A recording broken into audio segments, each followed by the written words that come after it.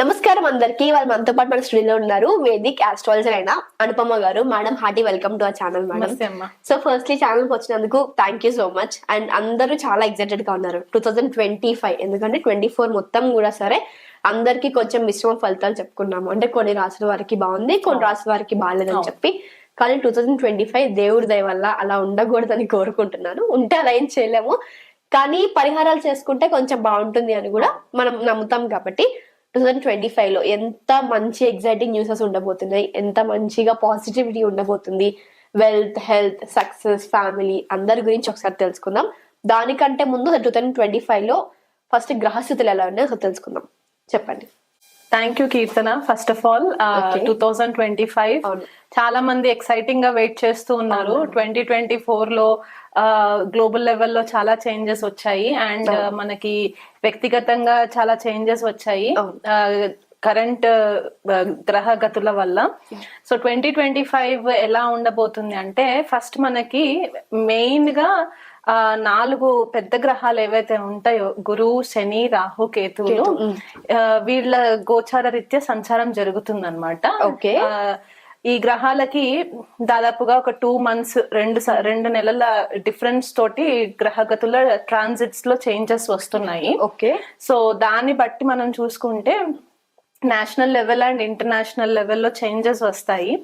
And వ్యక్తిగతంగా ద్వాదశ రాశుల వాళ్ళ లైఫ్ లో కూడా చాలా చేంజెస్ వస్తూ ఉంటాయి అన్నమాట. పాజిటివ్ చేంజెస్, పాజిటివా నెగిటివ్ అనేది మనము రాశి వారిగా మనం తెలుసుకునే ప్రయత్నం చేసేటప్పుడు అప్పుడు నేను వివరిస్తాను. కాకపోతే ఫస్ట్ ఈ గోచారాలు, ఈ గ్రహాలు ఎప్పుడు చేంజెస్ అవుతున్నాయో డేట్స్ తో సహా చెప్తాను. మనకి న్యూ ఇయర్ ఇంగ్లీష్ క్యాలెండర్ ప్రకారము జనవరి 1st కి మొదలవుతుంది కదా. ఈసారి మనకి అమావాస్య రోజు మనకి న్యూ ఇయర్ మొదలవుతుంది అనమాట. ఇది ఉగాది పంచాంగ రీత్యా కాదని చెప్పేది. సో ఆ డేట్ నుంచి చూసుకుంటే గనక మనకి మార్చి 29వ తారీఖున సాయంకాలము ఇండియన్ టైం ప్రకారం, అంటే న్యూఢిల్లీని మనము సెంట్రల్ బేస్ చేసుకుంటే గనక ఆ టైం ప్రకారం చూసుకుంటే రాత్రి 9:45 మార్చి 29వ తారీఖున శని మనకి మీనరాశిలో ఎంటర్ అవుతుంది అనమాట. కుంభరాశిలో 2.5 సంవత్సరాలు విశాలవంతమైన ట్రాన్సిట్ అయిన తర్వాత మీనరాశిలోకి శని గ్రహం ఎంటర్ అవుతారు అనమాట. అక్కడ ఇంచుమించు 2027 వరకు కూడా శని అక్కడే ఉంటారు, మీనరాశిలో ఉంటారు. తర్వాత మనకి గురువు ట్రాన్సిట్ జరుగుతుంది. మనకి ఈ గురువు కూడా బిగినింగ్ ఆఫ్ ద ఇయర్ లో మనకి వక్రిగతిలోనే ఉంటారు. ఫిబ్రవరి 4వ తారీఖు వరకు వక్రిగతిలోనే ఉండి తర్వాత నార్మల్ డైరెక్ట్ లోకి వస్తారనమాట. అక్కడ నుంచి కంటిన్యూ అయ్యి వృషభ రాశిలో నుంచి కంటిన్యూ అయ్యి మిథున రాశిలోకి ఎంటర్ అవుతారు. గురువు వక్రిగతిలో నుంచి ఫిబ్రవరి 4th డైరెక్ట్ అయిన తర్వాత సుదీర్ఘ ప్రయాణం చేసి మనకి మే 14వ తారీఖున మిథున రాశిలోకి ఎంటర్ అవుతారు అనమాట. సో దీని ప్రభావం వల్ల కొంతమందికి గురుబలం పెరగడము, కొంతమందికి గురుబలం కాస్త లోపించడం అనేది మనకి కనిపిస్తూ ఉంటుంది. అయినా గురువు గారు మే 14వ తారీఖున ఎప్పుడైతే ఎంట్రీ ఉంటుందో అప్పటి నుంచి మనకి దాదాపు డిసెంబర్ 5వ తారీఖు వరకు కూడా మిథున రాశిలో సంచారం జరుగుతుంది. కానీ మధ్యలో ఆయన వక్రిగతి పొందుతారు. అది వక్రిగతి ఎప్పుడు అంటే అక్టోబర్ 18వ తారీఖున వక్రిగతి పొంది ట్రాన్సిట్ మొత్తం మనకి ఇయర్ ఎండింగ్ వరకు కూడా మనకి గురువు గారు వక్రిగతిలోనే ఉంటారనమాట. అండ్ ఇక్కడ ఇంకొకటి ముఖ్యమైన గమనిక ఏంటి అంటే, అతిచారి జరుగుతుంది. అతిచారి అంటే ఈ సంవత్సరము 2025లో గురువు గారు చాలా ఫాస్ట్ మూవ్మెంట్ ఉంటుంది అనమాట. రెగ్యులర్ మూవ్మెంట్ కంటే కూడా ఫాస్ట్ మూవ్మెంట్ ఉంటుంది. ఎప్పుడైతే ఈయన రెట్రోగ్రేషన్ లోకి వస్తారో, వక్రిగతిలోకి ఎప్పుడైతే అక్టోబర్ 18న ఎంట్రీ అవుతుందో మిథున రాశిలో నుంచి కర్కాటక రాశిలోకి ఎంటర్ అవుతారు అనమాట. అంటే దాదాపుగా 2025 సంవత్సరంలో గురువు గారు 3 రాశులలో ట్రాన్సిషన్ జరుగుతుంది. అది చాలా యునిక్ ట్రాన్సిట్ లాగా చెప్తారనమాట. ఎందుకంటే మొత్తంలో 3 రాసులో ఉండడం చాలా డిఫరెంట్. ఎందుకంటే బిగినింగ్ ఆఫ్ ద ఇయర్ మనకి ఫిబ్రవరి 4వ తారీఖు వరకు కూడా వక్రీగతిలోనే ఉంటారు. ఆ తర్వాత డైరెక్ట్ అవుతారు, వృషభ రాశిలో నుంచి మిథున రాశిలోకి ఎంటర్ అవుతారు. తర్వాత అక్టోబర్ 18వ తారీఖున వక్రీగతిలో నుంచి కర్కాటక రాశిలో తన ఉచ్చ స్థానంలోకి వస్తారనమాట. సో ఇది కొద్దిగా యూనిక్ అని చెప్పాను కదా, ఇది మనకి కనిపిస్తుంది. దీని వల్ల మనకి దేశవ్యాప్తంగా అండ్ అంతర్జాతీయంగా కూడా మనకి చాలా చేంజెస్ కనిపిస్తూ ఉంటాయి. అండ్ వ్యక్తిగత రాశులలో వాళ్ళ పర్సనల్ లైఫ్స్ లో కూడా మనకి చాలా చేంజెస్ కనిపిస్తాయి అన్నమాట. అది పాజిటివ్ అవ్వచ్చు, నెగిటివ్ అవ్వచ్చు, ఇండివిజువల్ రాశిస్ ని బట్టి ఉంటుంది అండ్ లగ్నాస్ ని బట్టి ఉంటుంది. ఇది పక్కన పెడితే మనకి రాహుకేతులు కూడా మనకి ట్రాన్సిషన్ జరుగుతుంది, మేలోనే జరుగుతుంది అనమాట వీళ్ళు కూడా. ఎందుకంటే రాహుకేతులు ప్రతి రాశిలో 18 నెలలు ట్రాన్సిషన్ లో ఉంటారు. సో ప్రెసెంట్ గా రాహు మనకి మీనరాశిలో ఉంటారు, కేతు వచ్చేసి కన్యా రాశిలో బిగినింగ్ ఆఫ్ ద ఇయర్ అక్కడే ఉంటారు మే వరకు కూడా. మే 18న 2025 మనకి రాహు వచ్చేసి కుంభరాశిలోకి ఎంట్రీ జరుగుతుంది అండ్ కేతు వచ్చేసి మనకి సింహరాశిలో ఎంట్రీ జరుగుతుంది. కుంభరాశి మనకి శాస్త్ర ప్రకారంగా ఏం చెప్తారంటే రాహు యొక్క స్వక్షేత్రం అని కూడా చెప్తుంటారు అనమాట. అంటే శని రూలింగ్ అయినా కూడా రాహు కో రూలింగ్ కూడా చేస్తారు. సో ఈ గ్రహగతులని మనం చూసుకుంటే అంటే మళ్ళీ మనకి చిన్న గ్రహాలు ఉంటాయి. కుజుడు ఆల్రెడీ నీచలో ఉంటారు. డిసెంబర్ 7, 2024లో ఆయన వక్రీగతి పొందినప్పుడు కర్కాటక రాశి నుంచి జనవరి బిగినింగ్ లో జనవరి 20వ తారీఖు ఆ ప్రాంతంలో కుజుడు మనకి మిథున రాశిలో వక్రీగతిలోనే ట్రాన్సిషన్ అవుతుంది.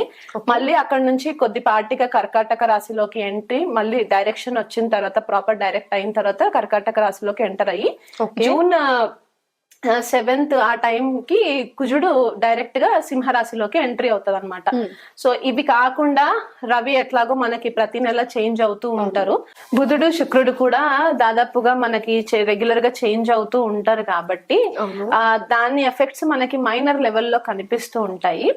బట్ ఈ మేజర్ ఏవైతే ప్లానెట్స్ ఇప్పుడు గ్రహాలు నేను ఏవైతే చెప్పానో రాహు, కేతు, శని అండ్ గురు, వీటి ప్రభావము మనకి చాలా మట్టుకు చేంజెస్ కనిపిస్తూ ఉంటాయి అన్నమాట.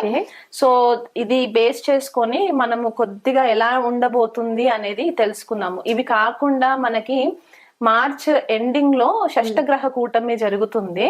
అది మనకి ఎలాగైతే 2019 డిసెంబర్ 26వ తారీఖున మనకి ధనుసు రాశిలో ఎలాగైతే షష్టగ్రహ కూటమి జరిగిందో ఈసారి మనకి మీనరాశిలో జరుగుతుంది అనమాట షష్టగ్రహ కూటమి. సో దాని గురించి మనం ఇంకొక ఎపిసోడ్ చెప్పుకున్నప్పుడు వివరాలు చెప్తానప్పుడు.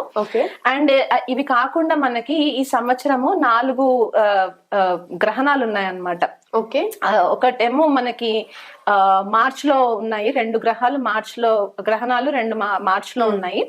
అండ్ 2 గ్రహణాలు వచ్చేసి మనకి సెప్టెంబర్ లో ఉన్నాయి అన్నమాట. ఒకటే మంత్ లో 2 ఉన్నాయి.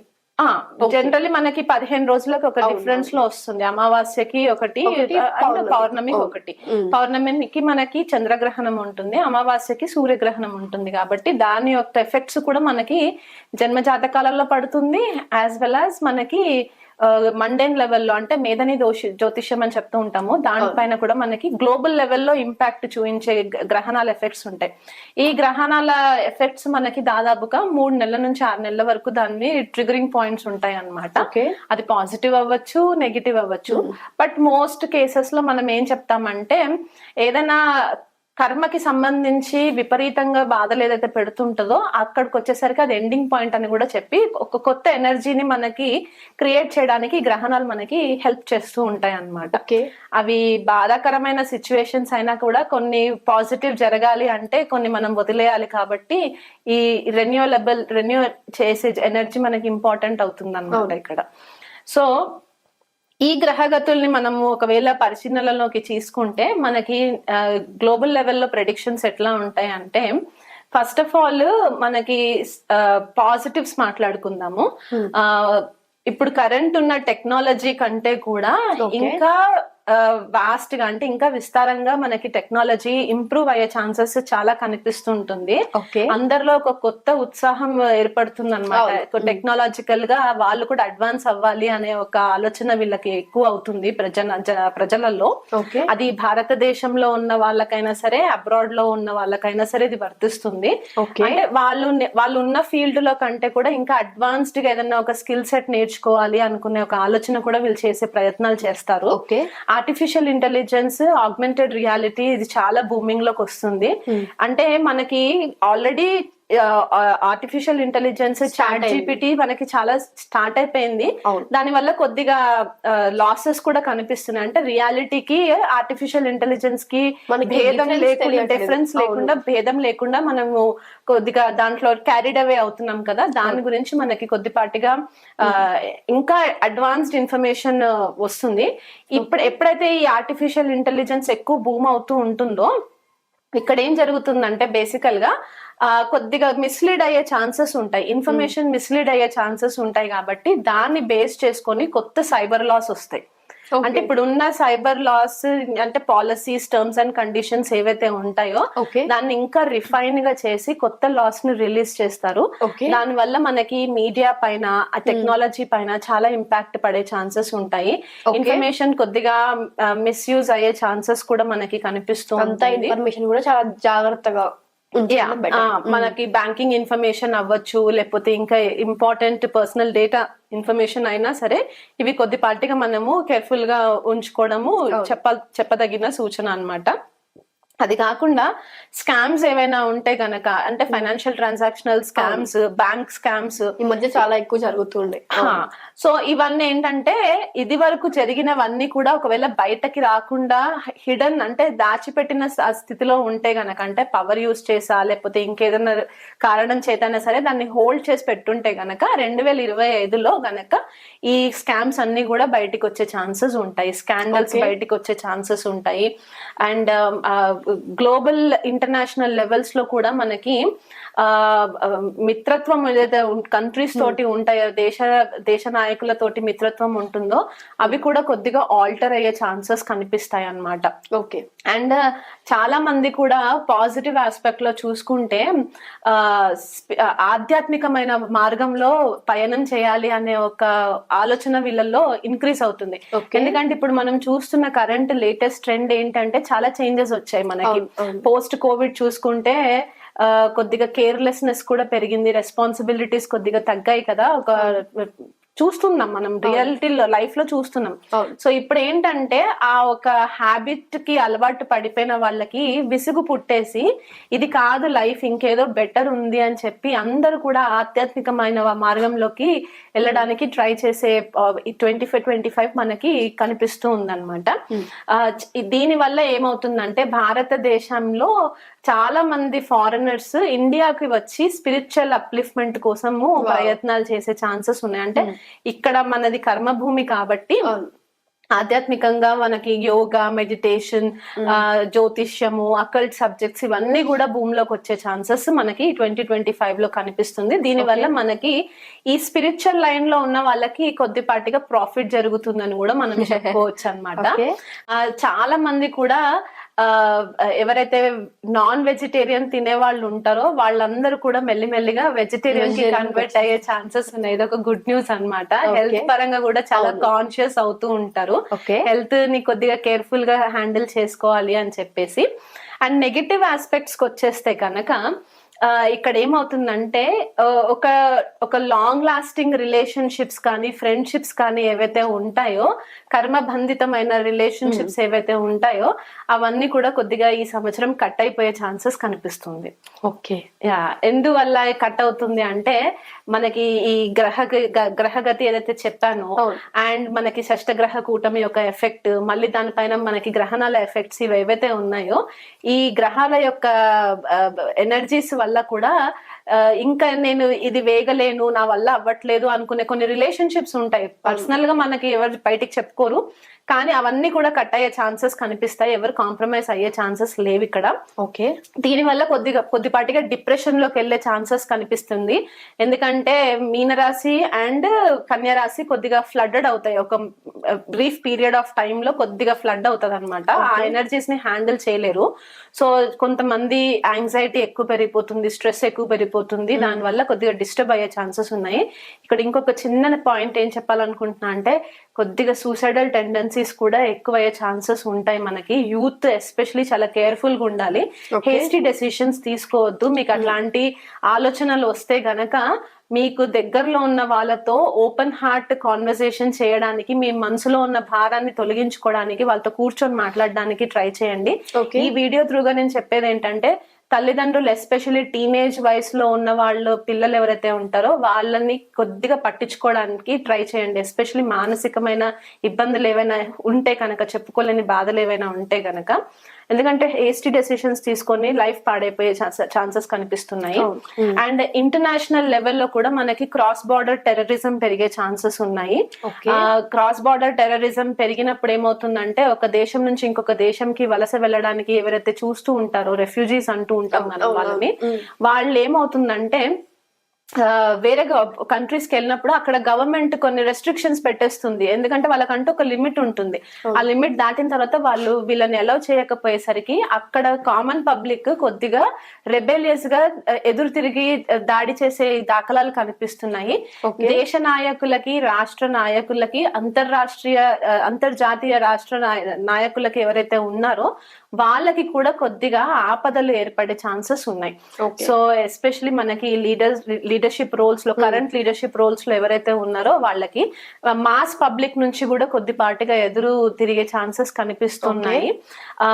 అండ్ ఇంకొకటి ఏంటంటే కాంపిటీషన్ ఎక్కువ పెరుగుతూ ఉంటుంది. ఒక కంట్రీ టు ఇంకొక కంట్రీకి మనకి కాంపిటీషన్ ఎక్కువ పెరుగుతూ ఉంటుంది. దాని వల్ల నాలెడ్జ్ ఎక్కువ నేర్చుకోవాలి అని చెప్పేసి కూడా ఛాన్సెస్ ఉంటాయి. అండ్ రాహు ఎప్పుడైతే మనకి కుంభరాశిలోకి ఎంటర్ అవుతారో, పూర్వభాద్ర నక్షత్రంలోకి ఎప్పుడైతే ఎంటర్ అవుతుందో మే 18th తర్వాత చాలా మట్టుకు ఇన్ఫర్మేషన్ మనకి ఏదైతే గ్రహాంతర వాసుల గురించి మనకి ఇన్ఫర్మేషన్ ఏదైతే స్టాప్ చేసి పెట్టారో అదంతా కూడా ఈ సంవత్సరం మనకి కొద్దిగా బయటికి వచ్చే ఛాన్సెస్ ఉన్నాయి. సైన్స్ అండ్ టెక్నాలజీ అడ్వాన్స్ అయ్యే ఛాన్సెస్ ఉన్నాయి. ఇవి కాకుండా మనకి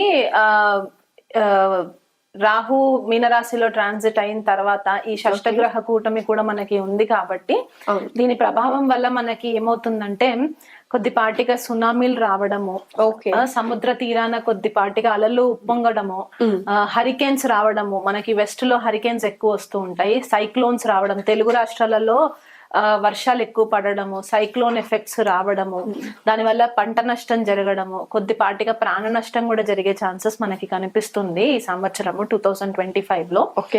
భూకంపాలు రావడము, ఎస్పెషల్లీ మనకి నార్త్ ఇండియాలో భూకంపాలు రావడము, సౌత్ ఇండియాకి వచ్చేసరికి మనకి కొద్దిపాటిగా సునామీస్, సైక్లోన్స్ ఇవన్నీ వచ్చే ఛాన్సెస్ మనకి, జల ప్రమాదాలు, ఎస్పెషలీ ఈ యూత్ ఎవరైతే బీచ్ పార్టీస్ అని చెప్పేసి బీచ్ కి వెళ్ళాలి, గోవాకి వెళ్ళాలి, చెన్నైకి వెళ్ళాలి అని ఎవరైతే అనుకుంటూ ఉంటారో వీళ్ళు కొద్దిపాటిగా కేర్ఫుల్ గా ఉండాలి.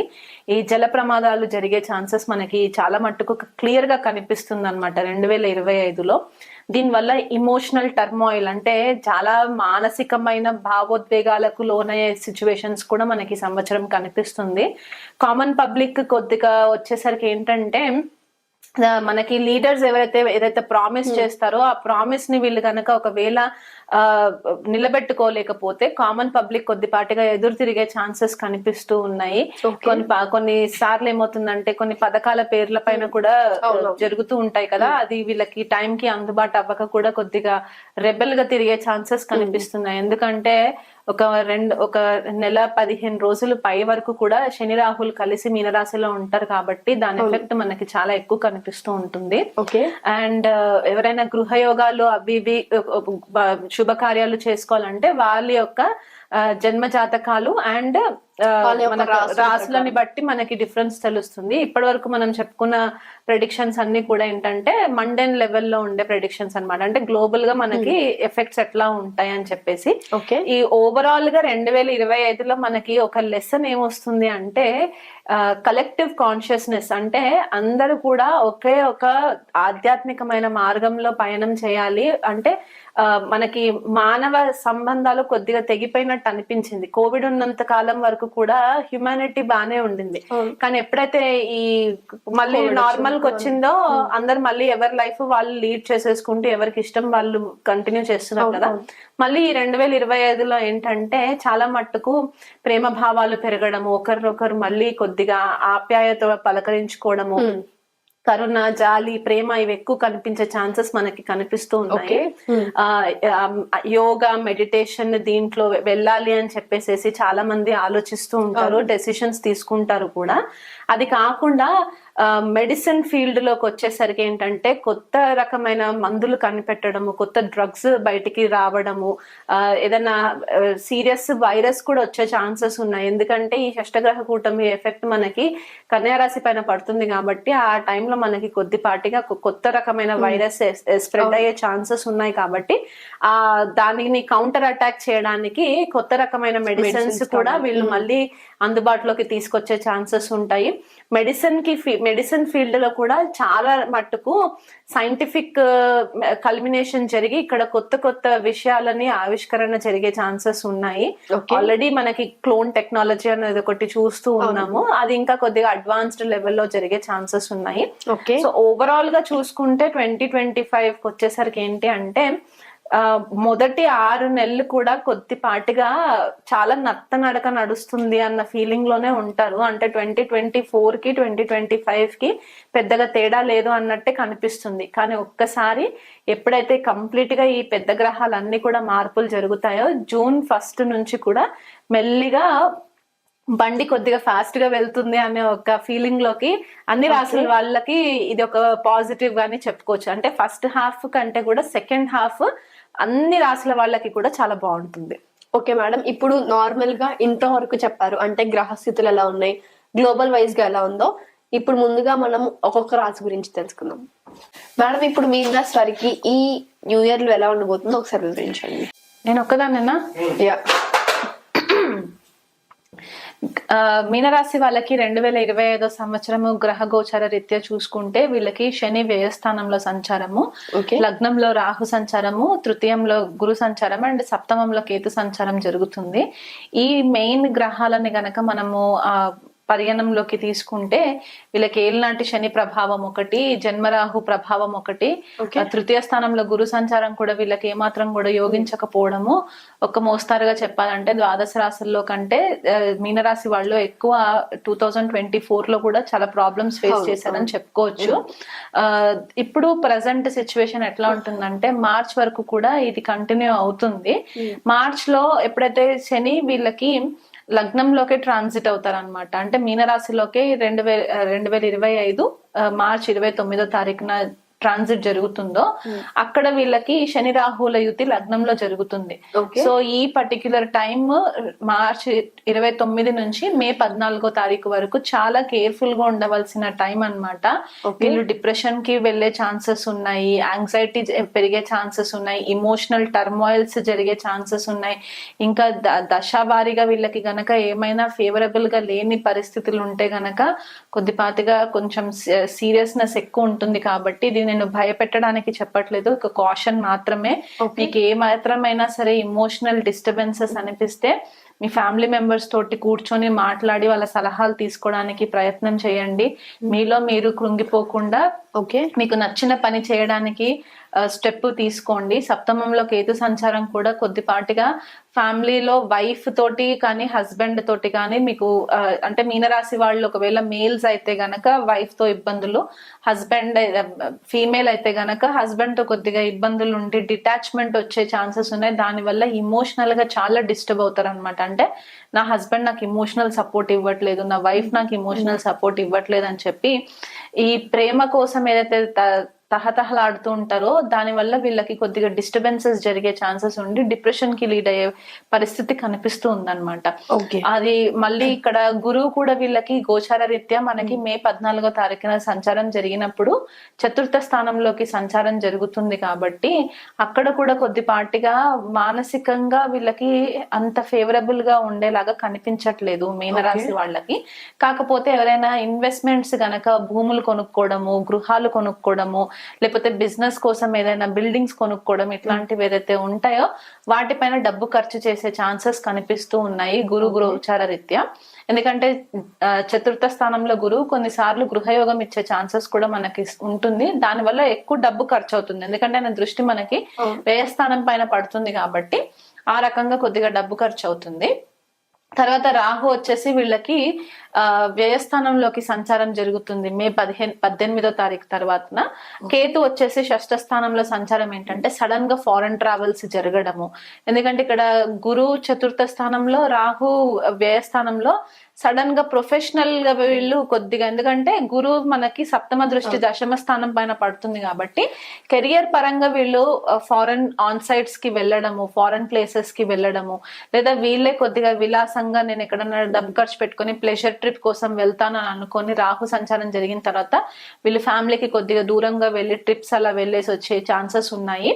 కాకపోతే ఇది మనకి ఇప్పుడు ఈ ట్రాన్సిట్ తో కాకుండా మనకి మధ్యలో షష్టగ్రహ కూటమి ఒకటి ఏర్పడుతుంది, అది మీనరాశిలోనే జరుగుతుంది. కాబట్టి మీనరాశి వాళ్ళు స్పెషల్ గా నేను చెప్పేది ఏంటంటే జల ప్రమాదాలు జరిగే ఛాన్సెస్ మీకు ఎక్కువ ఉన్నాయి. ద్వాదశ రాశులతో కంపేర్ చేసుకుంటే జల ప్రమాదాలు జరిగే ఛాన్సెస్ ఉన్నాయి. కాబట్టి ఇలాంటి హాలిడే స్పాట్స్ కి వెళ్ళినప్పుడు కొంచెం కేర్ఫుల్ గా ఉండండి. ఈ సంవత్సరం అంతా కూడా మీరు కేర్ఫుల్ గా ఉండాలి మీనరాశి వాళ్ళు. ఎందువల్ల అంటే గ్రహణాలు కూడా కొద్దిపాటిగా స్టార్టింగ్ లో వచ్చే గ్రహణాలు మీ రాశిలో అండ్ మీకు ఆపోజిషన్ లో ఉండే కన్యా రాశిలో జరిగే ఛాన్సెస్ ఉన్నాయి. అది మీ పైన ఎక్కువ ప్రభావం పడే ఛాన్సెస్ ఉన్నాయి. కాబట్టి ఆ విషయంలో కొద్దిగా కేర్ఫుల్ గా ఉండండి.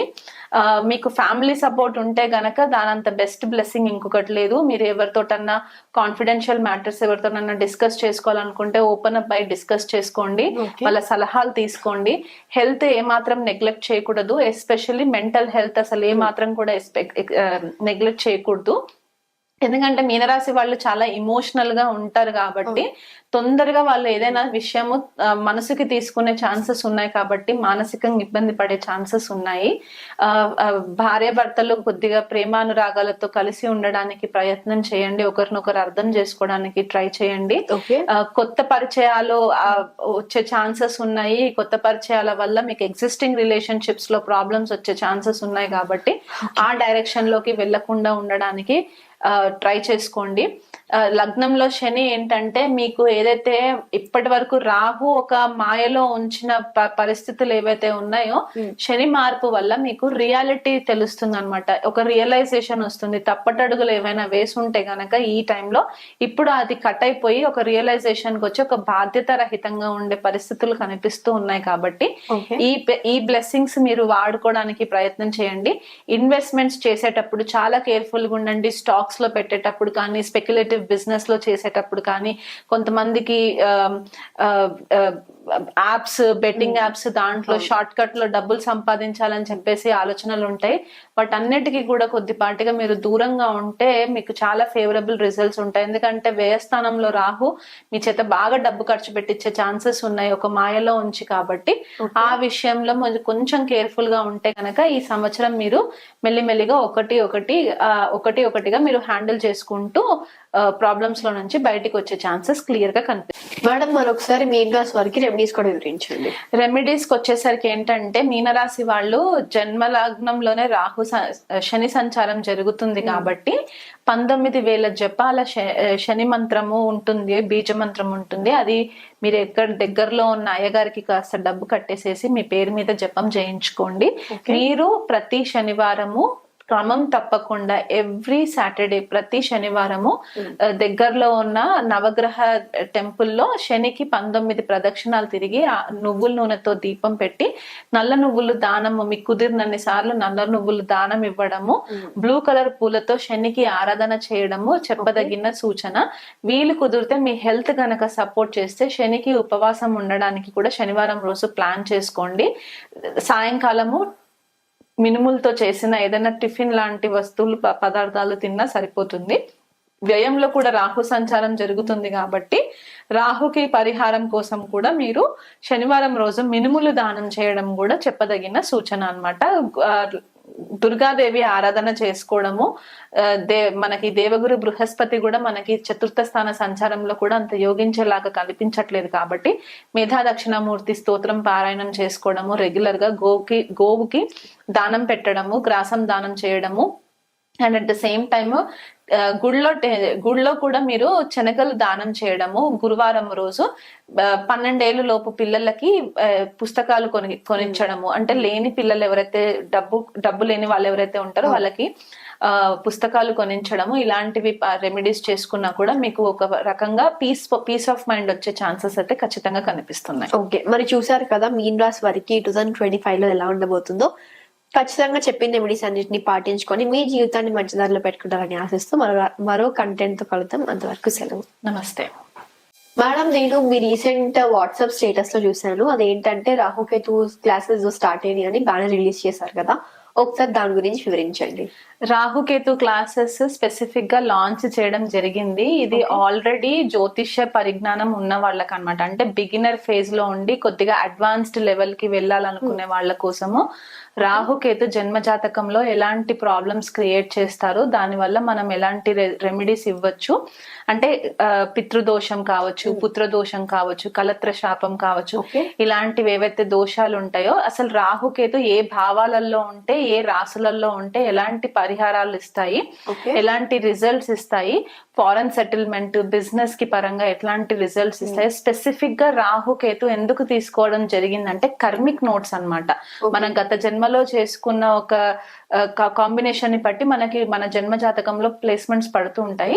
సో ఈ కోర్స్ లాంచ్ చేయడం జరిగింది. సో ఎవరికైనా ఇంట్రెస్టెడ్ ఉంటే గనక, ఆల్రెడీ ఆస్ట్రాలజీ నాలెడ్జ్ ఉన్న వాళ్ళు ఉంటే గనక ఈ కోర్స్ లో ఎన్రోల్మెంట్ చేసుకోవడం, మీకు ఇంట్రెస్టెడ్ ఉంటే చేసుకోవచ్చు. మీకు ప్రీ రికార్డెడ్ క్లాసెస్ కూడా ఉంటాయి. ఒకవేళ ఒక క్లాస్ మిస్ అయినా సరే మీకు ఆ రికార్డెడ్ వర్షన్ మీకు పంపడం జరుగుతుంది. ఆల్ క్లాసెస్ ఆన్లైన్ ఉంటాయి కాబట్టి సాటర్డే సండే షెడ్యూల్ చేయడం జరుగుతుంది. మీకు వీలు కుదిరితే కనుక మీరు ఇంట్రెస్టెడ్ ఉంటే నా నంబర్ కి మెసేజ్ చేస్తే నేను మీకు ఫుల్ ఫ్లెష్డ్ కోర్స్ డీటెయిల్స్ ఇవ్వడం జరుగుతుంది. Okay madam.